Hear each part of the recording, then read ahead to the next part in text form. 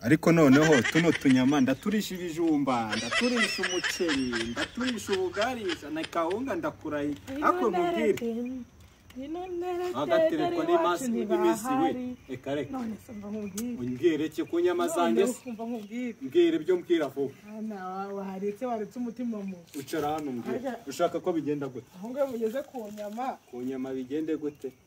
Ugurangiza ari. N'amazi akaza mu. Amazi se ndagutereta kubera ubonye inyama se. Nyine zana nagufasha ariko. Icara hasi umbwira ikibazo ufite. Nta kibazo nge mfite. None urashaka ko bigenda gute? Ukuntu nshaka ko bigenda reka ngufashe.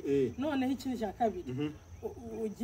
Noneho ngenda bangutobora ujye no kuzana udukwi. Ntago nazi gusigira zino nyama ibaze nsanze wazigurishije cyangwa waziri. Ntago nakwizera ku biryo n'imamo y'Imana.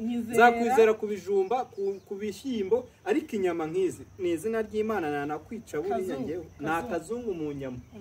Mbabarira nanjye. Ure ku buturi. Ubuturi ariko bwe. Utuntu ntago tuzi.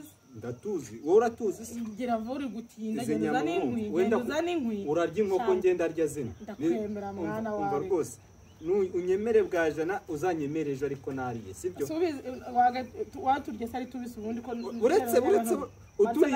uretse ahubwo se turadukoze iki ubugari ibijumba tugendana n'iki ako wowe ndaguha ibijumba byinshi oya nta miteto ku nyama zanjye nyangaza nkwizere koko ni ukuri genda uzana udukwi tugire vuba vuba udukwi ase aharuguru kandi koko reka njye kuturebayo ariko mbabarire nkwize ndakwizeye nawe umwizerwa bandindishije inkoko bandindishinga noneho utuntu tungana gutyo urumva nagira naguhemukira okay uretse humura umva bajya bavuga ngo imboga zibana abana uriya nawe yabonye imboga kanza mwereka yes utungutu noneho birana namushukaga ngo tugiye kuzitekera mu rugo nta byo mu rugo kanzijyana iwacu cyanze no kugitekera no mu kigunda